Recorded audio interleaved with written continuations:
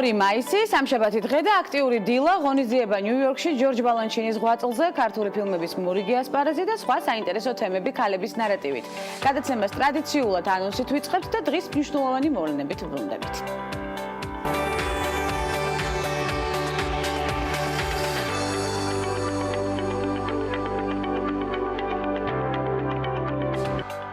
სახალხო დამცველის მიერ გამართული საჯარო დებატები. თემაზე ქალთა შეზღუდული შესაძლებლობების მქონე პირთა და ბავშვთა შრომა, პრობლემები და გამოწვევები.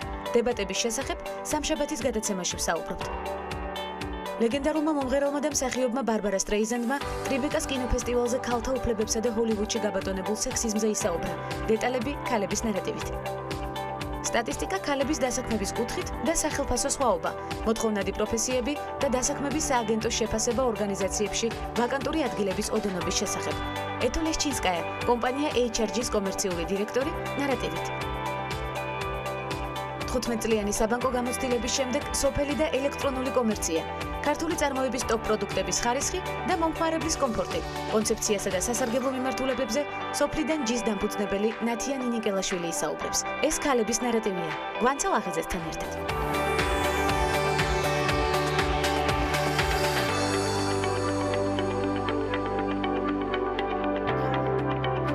გამოშვება სახალხო დამცველის საჯარო დებატებით ვიწყებთ, რომელიც ქალთა შეზღუდული შესაძლებლობების მქონე პირებს და ბავშვთა შრომას ეხება, როგორც ირკვევა.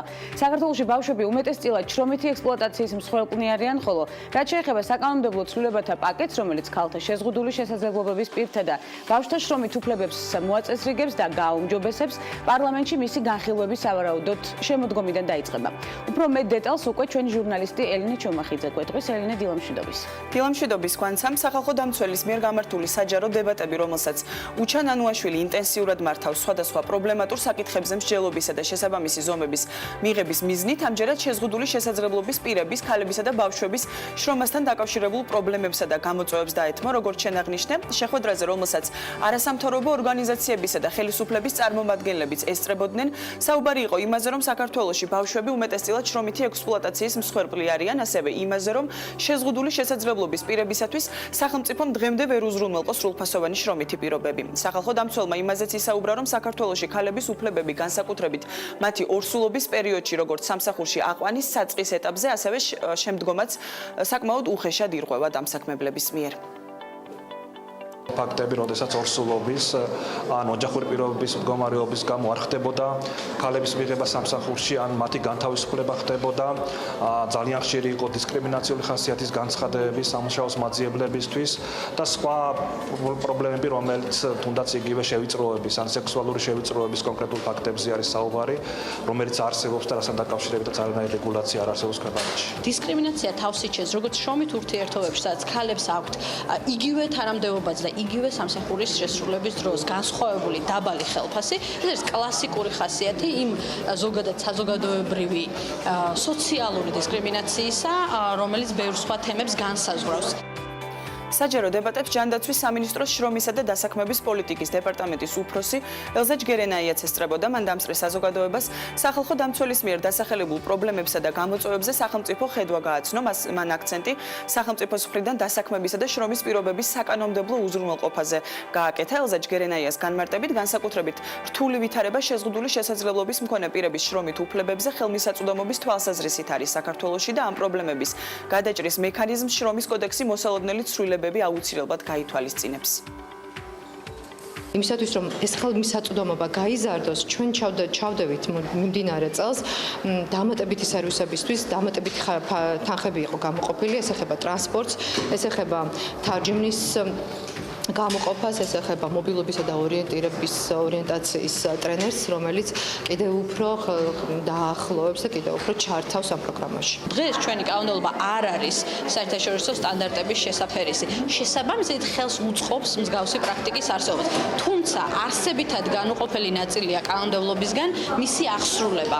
ეს არის კანონმდებლობის ნაწილიც ამავდროულად. თუ აღსრულების ეფექტური მექანიზმი არსებობს, კანონმდებლობითვე გაწერილი, ცხადია კონკრეტულ დამსაქმებელს იქნება თუ კონკრეტულ მოძალადეს რეალურად აღარ ეძლევა შესაძლებლობა ჩაიდინოს ამგვარი დანაშაული. გარდა შრომით უფლებებთან დაკავშირებული გამოწვევებისა სახალხო დამცველმა ისევე როგორც საჯარო დებატებზე მოწვეულმა არასამთავრობო ორგანიზაციების წარმომადგენლებმა ერთმნიშვნელოვნად ხაზი გაუსვეს საქართველოში ფემიციდის პრობლემის არსებობას. პარტნიორობა ადამიანის უფლებებისათვის ხელმძღვანელის ანა აბაშიძის თქმით, ამ ყველა პრობლემას წინ უძღვის უთანასწორობის მიმღებლობა საზოგადოების მხრიდან და ასევე ის, რომ საქართველოში ქალების სოციალურ დონეზე აღიარება არ ხდება, რაც შეეხება უჩა ნანუაშვილს. მისი განმარტებით, მიუხედავად იმისა, რომ ბოლო პერიოდში რეაგირება ქალთა მიმართ ძალადობის ფაქტებთან დაკავშირებით სამართალდამცავთა მხრიდან გაზრდილია, გამოწვევები ამ მიმართულებით მაინც ძალიან ბევრია. მე ვფიქრობ, რომ გამოწვევები ნამდვილად არსებობს, სწორედ ამიტომაც შევქმნით ჩვენ სპეციალური მონიტორინგის სისტემა ფემიციდის საკითხების, სადაც მიგვაჩნია, რომ ამ საკითხზე კიდევ უფრო მეტი ყურადღებაა გასამართლებელი სამართალდამცავ ორგანოების წარმომადგენლების მხრიდან. აქ საუბარი არის ზოგადად იგივე ოჯახური ძალადობის კონკრეტულ ფაქტებზე, ასევე განმეორებით ჩადენილ ფაქტებზე, რასთან დაკავშირებითაც გარკვეულ ხარვეზებს ვხედავთ და შეიძლება ითქვას, რომ პრევენციის კუთხით ნაკლები სამუშაოა გატარებული. ფემიციდი, როგორც ქალთა კულა იმის გამო, რომ ისინი არიან ქალები, ეს არის ნომერ პირველი პრობლემა, იმიტომ რომ სავალალო შედეგით ვითარდება. ზოგადად ძალადობის თემა არის, რა თქმა უნდა, ფემიციდის ესე ვთქვათ, წინამძღვარი, რაზეც ადეკვატური რეაგირების არ ქონის შედეგად ძირითადად ხდება ფემიციდი. როგორც ელზა ჯგერენაიამ ქალების ნარატივს განუცხადა საკანონმდებლო ცვლილებათა პაკეტის აქტიური განხილვები, რომელიც ქალთა შეზღუდული შესაძლებლობის პირთა და ბავშვთა შრომის უფლებებს მოაწესრიგებს და გააუმჯობესებს, პარლამენტში დიდი ალბათობით შემოდგომაზე დაიწყება. ჩვენ ამ თემას არაერთხელ დაუბრუნდებით. უღრმესი მადლობა მნიშვნელოვან თემებზე ყურადღების გამახვილებისთვის ელინე ჩომახიძეს. ცხადია, აუცილებლად შემოგვიერთდება კიდევ მრავალჯერ ქალების ნარატივში და ეროვნული ფრონტის ლიდერი მარინ ლეპენი დარწმუნებულია, რომ საფრანგეთის საპრეზიდენტო არჩევნების მეორე ტურში გაიმარჯვებს. აღნიშნული შესახებ მარინ ლეპენმა ტელეარხ ფრანს 2-ისთვის მიცემულ ინტერვიუში განაცხადა. მე მოვიგებ ამ საპრეზიდენტურ ბოლოს, შესაბამისად ფრანგი ხალხი გაიმარჯვებს, განაცხადა მარინ ლეპენმა. მისივე თქმით, პირველად ფრანგების წინაშე ნამდვილი არჩევანი დგას და ეს არჩევანი მათ ყოყმანის გარეშე უნდა გააკეთონ. როგორც მარინ ლეპენმა აღნიშნა, საფრანგეთის პრეზიდენტად არჩევის შემთხვევაში ხალხის ინტერესს ყველაფერზე მაღლა დააყენებს. ყოველთვის ვამბობდი, რომ არაფერს მოვიმოქმედებ ხალხის თანხმობის გარეშე ან ხალხის ნების წინააღმდეგ. თუ ჩემი ხალხი ბედნიერი არ იქნება, ვერც მე ვიქნები ბედნიერი დასცინა მან. საფრანგეთის საპრეზიდენტო არჩევნების პირველი ტური 23 აპრილს გაიმართა, შეგახსენებთ, საფრანგეთის საკონსტიტუციო საბჭოს მიერ დამტკიცებული შედეგებით ემანუელ მაკრონმა მომრჩეველთა ხმების 24.01%-ით პირველი ადგილი დაიკავა, ხოლო მარინ ლეპენი ამ მომრჩეველთა ხმების 21.30%-ით მეორე ადგილზე გავიდა. მეორე ტური 7 მაისს გაიმართება. და ქართული კრეატივი ამერიკაში მსოფლიო მნიშვნელობის ქორეოგრაფის ჯორჯ ბალანჩინის ღვაწლზე და შემოქმედებაზე მის ქართულ ფესვებზე პირველად მოიწყო ქართული ღონისძიება ნიუ-იორკში. ეს იდეა ახალგაზრდა ანა ლეჟევას ეკუთვნის. ჯიბნი დენს სტუდიოში ამერიკული ბალეტის შემქმნელის ცხოვრებაზე სასაუბროთ ახალგაზრდა ელჩმა ამერიკის საბალეტო საზოგადოების წარმომადგენლები, დიპლომატიური წრეები და ქართველი არტისტები მიიყვანა. ლეჟევა ნიუ-იორკში თავის ქორეოგრაფიულ გამოცდილებას ნიუ-იორკში მსხურებ ქართველ ემიგრანტ ბავშვებს უზიარებს. ჯორჯ ბალანჩინის საღამოსთვის მან ანსამბლ ფესვების მოცეკვავეებთან ერთად და გია ყანჩელის მუსიკაზე სპეციალური ცეკვა დადგა. ცენტრალური და აღმოსავლეთ ევროპის ფილმების საერთაშორისო ფესტივალი Go East ქართულ ფილმებს მასპინძლობს, რომელიც ნანა ექვთიმიშვილისა და სიმონ გროსის ფილმით ჩემი ბედნიერი ოჯახი გაიხსნა. ნანა ექვთიმიშვილისა და სიმონ გროსის ფილმი ცოტა ხნის წინ იტალიაში ლეჩეს ევროპული კინოს ფესტივალის გამარჯვებული გახდა. მორიგი გამარჯვება ფილმისთვის. ჩემი ბედნიერი ოჯახი თითქმის ყველა ფესტივალმა წლის აღმოჩენად დაასახელა, წერდნენ, რომ ეს ინტელექტუალური და საინტერესო ფილმია, რომელშიც ნანამ და სიმონმა შესაშურად მოახერხეს მანანას მთავარი პერსონაჟის ცხოვრების დეტალების გადმოცემა.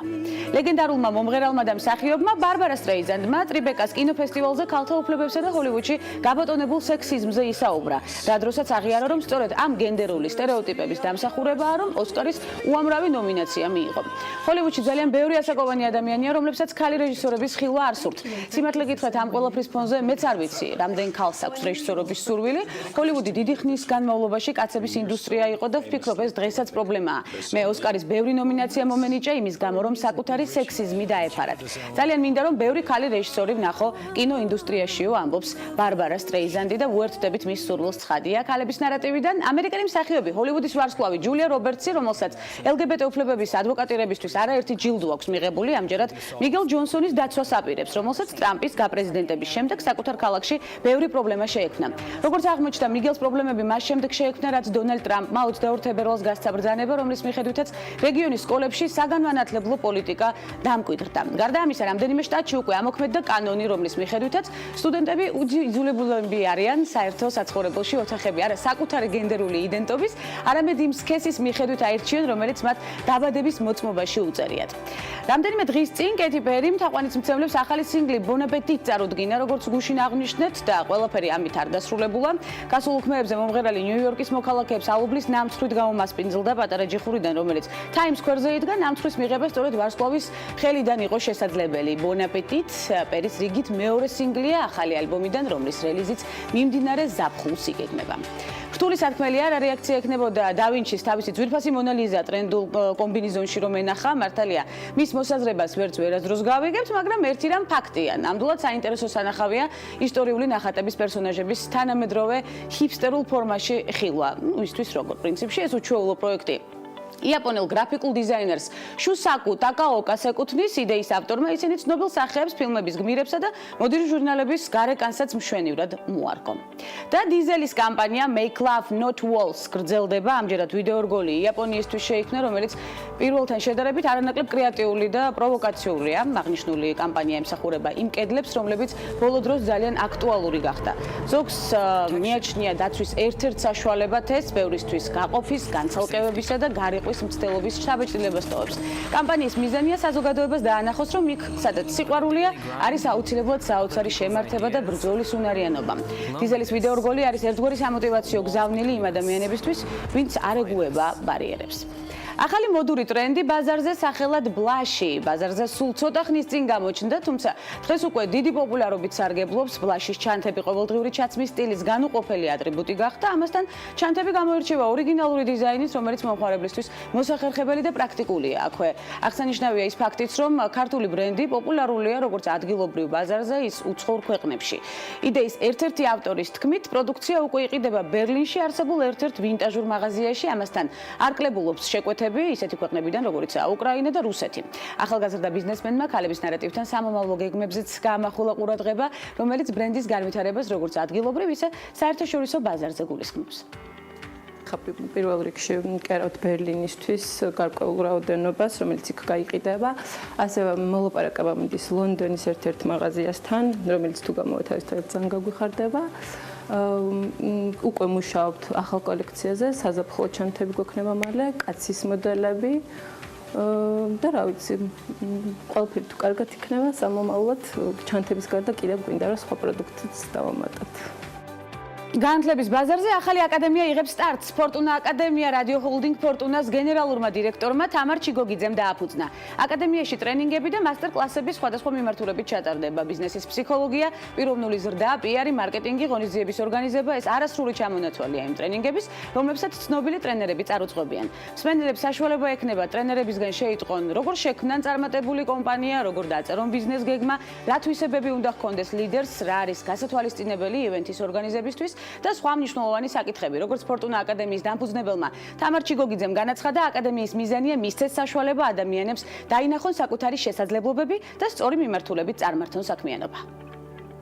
ჩვენ საუბრობთ კვლევების შესახებ, სტრატეგიის შესახებ, ასევე ვნახულობთ აქტუალურ ინფორმაციას კორპორაციული სოციალური პასუხისმგებლობის მიმართულებით და ქართულ მაგალითებზე დაყრდნობით, ვეცნობით სიახლეებს საზოგადოებასთან ურთიერთობის სფეროში. ჩვენს ტრენინგ სეანსში მიიღებენ მონაწილეობას მხოლოდ კვალიფიციური ტრენერები, რომლებიც დაეხმარებიან ჩვენს კურს დამთავრებულებს არასწორი არჩევნის გაკეთებაში. მე მინდა ყველას ვუსურვო წარმატება, წინსვლა და ვიმედოვნებ, რომ ეს ჩვენი ტრენინგ ცენტრი იქნება ძალიან წარმატებული მომავალში. მეტად მნიშვნელოვან და საინტერესო საკითხებზე ვამახვილებთ ცხადია ყურადღებას. მცირე ისტორიული მიმოხილვა, მორიგი მეტად საინტერესო ქალბატონის შესახებ და შემდეგ ბრუნდებით საინტერესო სტუმრებთან ერთად დაგვალოთეთ.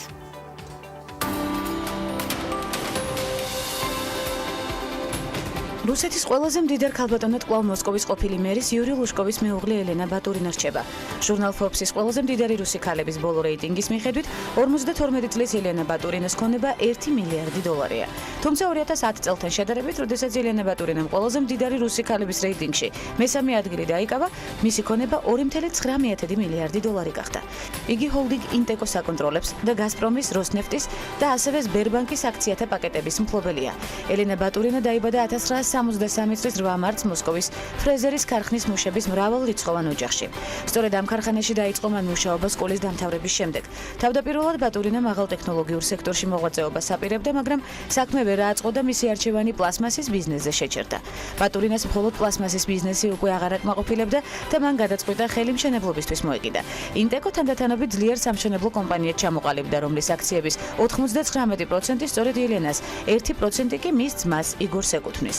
ბატურინას ბიზნესი გამუდმებით იზრდებოდა და პირველად მილიარდერთა სიაში იგი 2004 წლის მაისში მოხვდა, როცა მისი ქონება 1,1 მილიარდ დოლარს შეადგენდა. მისი ქონება ოფიციალურად 2,9 მილიარდი დოლარია, თუმცა ამბობენ, რომ სინამდვილეში მეტი ქონების პატრონიცაა.